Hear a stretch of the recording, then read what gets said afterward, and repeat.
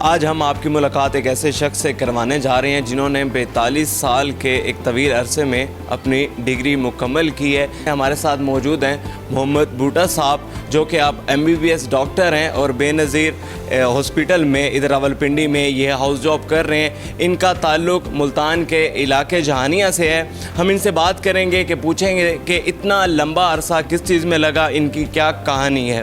Digital Pakistan کی videos دیکھنے کے لیے ہمارا چینل سبسکرائب کیجیے اور بیل آئیکن کو پریس کیجیے تاکہ آپ ہر ویڈیو سے باخبر رہ سکیں۔ السلام علیکم ناظرین، ڈیجیٹل پاکستان کے ساتھ میں ہوں آپ کا میزبان عرفان حیدر بلوچ۔ السلام علیکم سر۔ وعلیکم السلام۔ سر، ہمارے ناظرین کو بتائیے گا کہ 42 سال اتنا زیادہ وقت آپ کی ڈگری میں لگا، تو کیا کہانی تھی اس کی؟ جی، یہ مشکلات تو مجھے شروع ہی سے پہلی جماعت سے ہی تھی، اور الحمدللہ میرا ٹاپ کلاس میں، یعنی میں اپنی کلاس میں فرسٹ یا سیکنڈ آتا رہا ہوں۔ 5ویں جماعت میں نے اسکالرشپ کا امتحان دیا، 8ویں میں بھی اسکالرشپ کا ایگزام دیا، 10th میں بھی میرا الحمدللہ میرٹ اسکالرشپ بورڈ کی طرف سے آیا، یعنی صرف ملتان بورڈ کے اس وقت 80 اسٹوڈنٹ کو ملتا تھا، جن میں سے میرا نام بھی شامل تھا۔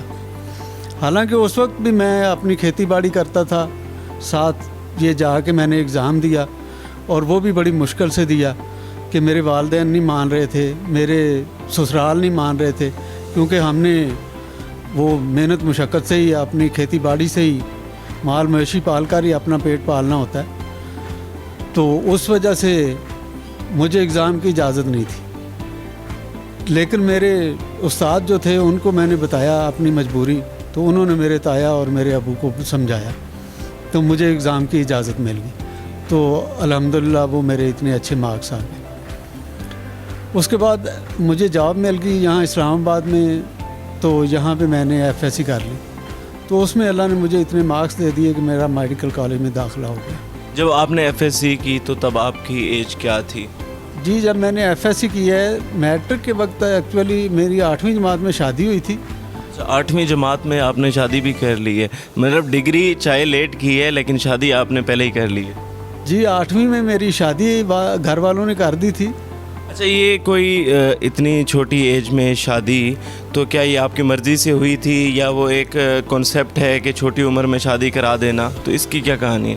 نہیں، یہ تو فیملی کا اور بڑوں کا سارا ڈیسیژن تھا، اور اس میں یہ بھی ایک دلچسپ کہانی ہے کہ میری دلچسپ کہانی اس سے زیادہ کیا ہو سکتی ہے کہ 42 سال کی ایک لمبے عرصے میں آپ نے ڈگری کی ہے، جہاں لوگ یہاں 8 سال سے 6 سال ہو جائیں اور پریشان ہو کے بیٹھ جاتے ہیں کہ پتہ نہیں کیا ہوگا، لیکن وہ مطلب ایک ہار جاتے ہیں ہمت، اور وہاں آپ نے اتنی ہمت کی ہے، تو آپ کی یہ سٹوری بھی ہم اپنے ناظرین کو سنائیں گے۔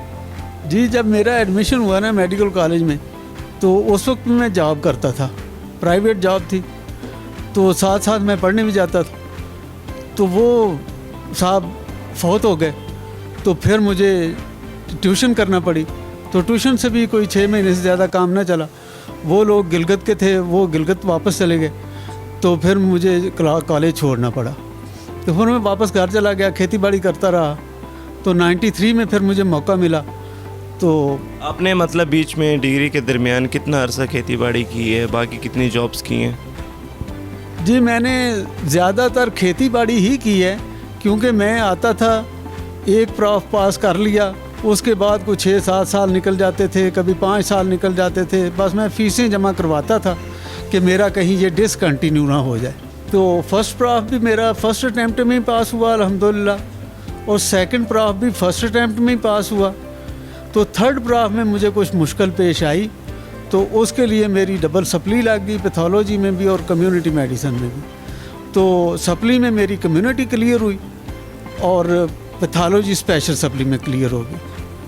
فائنل ایئر میں آ کے میرے پرابلمز جو تھے وہ بڑھ گئے، کہ میرے والد صاحب جو تھے ان کو بھی مسئلہ پیش آ گیا، ان کی پراسٹیٹ گلینڈ بڑھ گئی، تو ان کا آپریشن کرانا پڑا، اور والدہ کی ڈیتھ ہو گئی، تو میں گھر کا بڑا تھا، میرے جو بچے تھے وہ بھی جوان ہو چکے تھے، تو ان کی شادیوں کے مسائل بھی آ گئے تھے، تو پھر میں بچوں کی شادیاں بھی کرتا رہا، اپنے بہن بھائیوں کی شادیاں بھی کی۔ ماشاءاللہ، کتنے بچے ہیں آپ کے اور کیا کیا کر رہے ہیں اس وقت؟ جی الحمدللہ میرے 4 بیٹے ہیں، 2 بیٹیاں ہیں، سب شادی شدہ ہیں اور آگے ان کے بھی بچے ہیں، اور انہوں نے بھی ماشاءاللہ کسی نے ایف ایس سی کر لی ہے، کوئی ایف ایس سی میں ہے، کوئی میٹرک میں ہے، کوئی مڈل میں ہے، کوئی پرائمری میں ہے، اسی طرح. بالکل یہ بات سوشل میڈیا پہ جب سے آپ کی سٹوری آئی ہے ہر بندہ اپریشیٹ کر رہا ہے.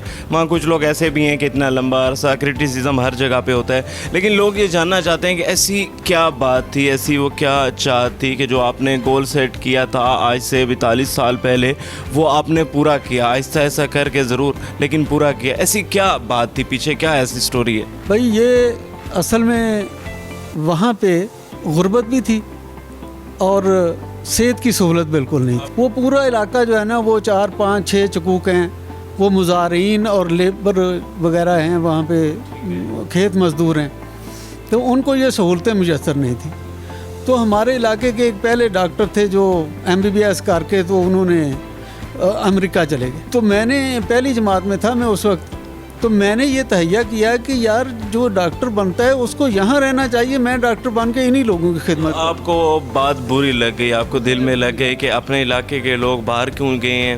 اچھا پھر میں نے یہ تہیہ کر لیا، اور یہ تمام مشکلوں کے باوجود اللہ تعالیٰ نے مجھے گرنے نہیں دیا، اور میرے نبی پاک صلی اللہ علیہ وسلم نے میری رہنمائی فرمائی، اور میں اسی طرح یہ آج آپ کے سامنے ہوں کہ اللہ کے فضل سے میرا MBBS کلیئر ہو چکا ہے. اب میں ہاؤس جاب کر رہا ہوں، اور میرا پلان یہی ہے کہ میں انشاءاللہ اپنے علاقے ہی کو سرو کروں گا.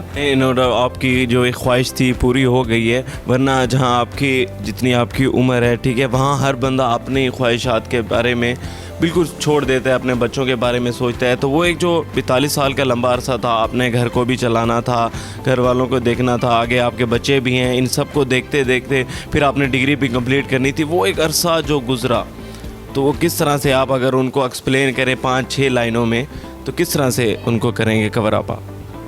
جی یہ بڑا کٹھن مرحلہ تھا، لیکن جب نیت صاف ہو، ارادے پختہ ہوں، تو اللہ تعالیٰ کبھی اپنے بندے کو گرنے نہیں دیتا.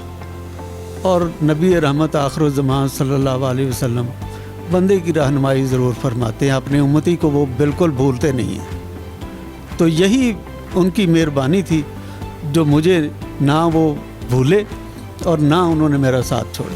کس نے سپورٹ زیادہ کی اس میں؟ کن کی باتیں مطلب تھوڑی بری لگیں، اذیت لاگ لگیں کہ یار ایٹ لیسٹ ان کو ایسا نہیں کرنا چاہیے، میں محنت کر رہا ہوں، ان کو انڈرسٹینڈ کرنا چاہیے میری یہ محنت؟ اس میں پہلے تو میری وائف نے دل چھوڑا تھا، تو اس وقت ظاہر ہے ان کو کھیت میں بھی کام کرنا پڑتا تھا بچوں کے لیے، اور میں بھی یہاں سے کچھ پیسے بھیجتا تھا اپنے والدین کے لیے بھی اور اپنی بیوی بچوں کو بھی. لیکن وہ مشکل حالات تھے. تو اس میں ایک بار میری بیوی نے مجھے میرے بیٹے سے خط لکھوایا، وہ اس وقت 7ویں 8ویں کلاس میں پڑھتا تھا، کہ آپ چھوڑ کر واپس آ جائیں، اب مجھ سے نہیں یہ کام ہو پا رہا. تو میں واپس چلا گیا. لیکن بعد میں نے سب کو سمجھایا، میں نے کہا یار اگر میں یہ کر لوں گا نا تو انشاءاللہ آئندہ جو میری نسلیں ہوں گی اور جو باقی ملک کے غریب لوگ ہوں گے ان سب کو انسپائریشن ملے گی. میرا بے شک جس ایج میں بھی ہو جائے تو آپ مجھے رکاوٹ نہ ڈالیں. تو میری والدہ صاحبہ جو تھی وہ بالکل کہتی تھیں کہ یہ آپ کیوں کر رہے ہو، یہ بالکل نہ کرو. لیکن آخری ان کے جو دن تھے نا اس میں انہوں نے بھی الحمدللہ مجھے اجازت دے دی تھی کہ اللہ تعالیٰ آپ کو اپنے مقصد میں کامیاب کرے. اچھا سر، اس میں یہ ہے کہ جس طرح آپ نے بات کی ہے کہ سٹارٹ میں ایک خاتون جو ہوتی ہے وہ نو ڈاؤٹ ایک کامیابی کے پیچھے ان کا یہ ہوتا ہے، لیکن جیسے ہی اب ان کی خواہش بھی ہوتی ہے کہ کوئی MBBS ڈاکٹر ہو، ان سے شادی ہو جائے، اور ایک دم سے وہ ایک کھیتی باڑی کرتا ہوا شخص فوراً سے ان کو ایک MBBS کی صورت میں مل گیا، تو پھر وہ ایک کیا ریئیکشن تھا ان کی طرف سے؟ وہ جو پہلے دل چھوڑ چکی تھی ٹھیک ہے کہ آپ واپس آ جائیں، پھر آپ نے جب محنت کر کے ان کو پروف کر کے دیا کہ میں یہ کر سکتا ہوں، پھر ان کا کیا ریئیکشن تھا؟ فیملی کا کیا ریئیکشن تھا؟ علاقے والوں کا کیا ریئیکشن تھا؟ کیونکہ سب سے زیادہ خوشی ان کو ہوتی ہے. پھر انہوں نے آپ سے کیا ایکسپیکٹیشنز، آپ کو کیا لگتا ہے کیا ایکسپیکٹیشنز آپ سے رکھی گئی ہیں؟ جی اب میرے سب لوگ ہی بہت خوش ہوئے، جو میرے رشتہ دار بھی تھے، جو گاؤں والے تھے. گاؤں والوں نے کیسے سیلیبریٹ کیا؟ तो वो उसी वक्त मेरे बेटे ने जो था ना वो अपनी सारी जो बहनें थी, उसके भाई थे, उसके मामू चाचे वगैरह जो भी थे कज़न, तो उनको दावत दे दी। तो ये 3 तारीख का रिज़ल्ट निकला हुआ था, लेकिन मुझे 11 तारीख को पता चला, मैं उधर ही था तो मुझे वहाँ पे नेट वगैरह की सहूलत नहीं थी। तो मुझे क्लर्क ने फ़ोन करके बताया था कि आप पास हो चुके हैं और आप का परसों इंटरव्यू है हाउस जॉब के लिए, तो आपको कल ही पहुंचना होगा। तो वो बिल्कुल अचानक था। तो फिर वो कह रहे थे जी बाद में सेलिब्रेट कर लेंगे।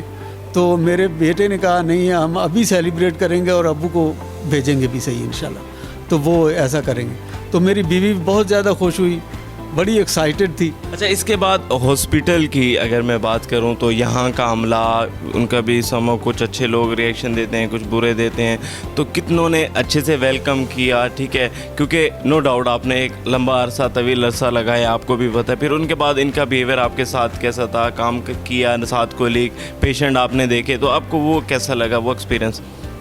जी ये ख्वाहिश होती है कि मैं डॉक्टर साहब बन के बैठा हूँ, पेशेंट आ रहे हैं, मैं चेक कर रहा हूँ, इसके लिए आपने 42 साल गुजारे हैं, जब वो चीज़ आपको मिली है तो वो फीलिंग्स आपकी?